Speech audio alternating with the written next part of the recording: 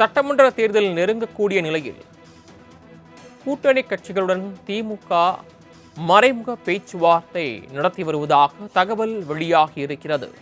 கூடுதல் விவரங்களை செய்தியாளர் ஸ்ரீனா வழங்க கேட்கலாம். ஸ்ரீனா, இன்னும் சில மாதங்களில் சட்டப்பேரவை நெருங்கக்கூடிய நிலையில் திமுக இன்னும் கூட்டணியில் இறுதி செய்யப்பட்டாலும் எந்த கட்சிகள் என்றாலும் தொகுதி பங்கீடு குறித்து இன்னும் பேச்சுவார்த்தை நடைபெறவில்லை.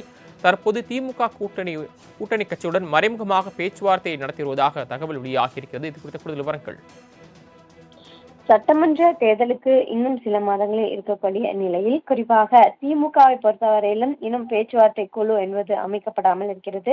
ஓரிரு தினங்களில் பேச்சுவார்த்தை குழு என்பது அறிவிக்கப்படும் என்று எதிர்பார்க்கப்படுகிறது. அதற்கு முன்னதாகவே அதாவது திமுக நேரடியாகவும் மறைமுகமாகவும் தொடர்ச்சியாக கூட்டணி கட்சிகளுடன் பேச்சுவார்த்தை என்பது நடத்தி வருகிறது.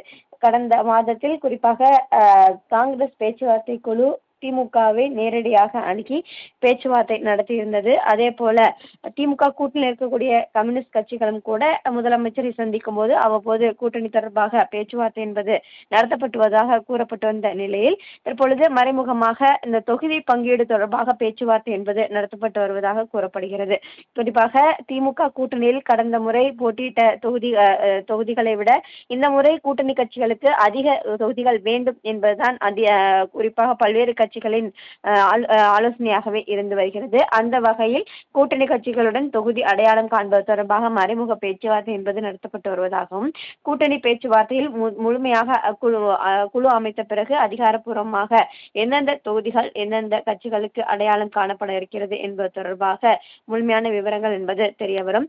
2021ஆம் ஆண்டு சட்டமன்ற தேர்தலை பொறுத்தவரையிலும் திமுக கூட்டணி கட்சிகளுக்கு 61 இடங்கள் என்பது ஒதுக்கீடு செய்யப்பட்டிருந்தது. 173 இடங்களில் திமுக தனித்து போட்டியிட்டிருந்தது. இந்த நிலையில் வரக்கூடிய சட்டமன்ற தேர்தலில் 270க்கும் மேலாக தொகுதிகளில் போட்டியிட வேண்டும் என்பது திமுக தொண்டர்கள் மற்றும் நிர்வாகிகளின் கருத்தாகவே இருக்கிறது.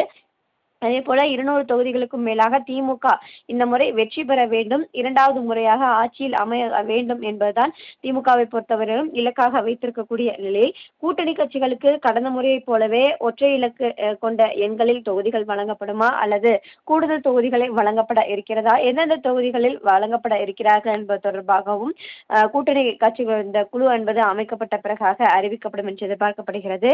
ஏற்கனவே திமுக கூட்டணியில் மக்கள் நீதி மையம் உறுதி செய்யப்பட்டிருக்கக்கூடிய நிலையில் மக்கள் நீதி மையத்தை பொறுத்தவரையிலும் 12 தொகுதிகளுக்கும் மேலாக அவர்கள் கேட்கப்படுவதற்கான வாய்ப்புகள் இருப்பதாகவும் கூறப்படுகிறது.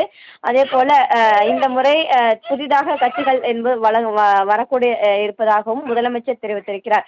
மறைமுக பேச்சுவார்த்தையிலும் கூட தேமுதிகவுடன் பேச்சுவார்த்தை என்பது கனிமொழி நடத்தி வருவதாக கூறப்பட்டு வந்த நிலையில் அவர்களும் கூட்டணியில் இணைந்தால் அவர்களுக்கும் இரட்டை எண் கொண்ட இலக்கு கொண்ட கட்சி தான் வேண்டும் என்ற கோரிக்கை என்பது தேமுதிகவை பொறுத்தவரையிலும் அவர்களின் முடிவாக இருக்கிறது. இந்த நிலையில் குழு அமைத்த பிறகாக எந்தெந்த கட்சிகளுடன் யார் யார் பேச்சுவார்த்தையில் ஈடுபட இருக்கிறார்கள், அதற்கு பிறகாக எந்தெந்த தொகுதிகள் அவர்களுக்கு இறுதி செய்யப்பட இருக்கிறது என்பது தொடர்பாக முடிவுகள் என்பது விரைவில் வெளியாக இருக்கிறது. அடுத்து இந்த ஒரு மாதத்தை விட்டு மார்ச் மாதத்திற்குள்ளாகவே அனைத்து கூட்டணி கட்சிகளுடனும் பேச்சுவார்த்தை இறுதி செய்யப்பட்டு எந்தெந்த தொகுதிகள் அவர்களுக்கு வழங்கப்பட இருக்கிறார்கள் என்பது தொடர்பாக முடிவு செய்யப்படும் என்று எதிர்பார்க்கப்படுகிறது.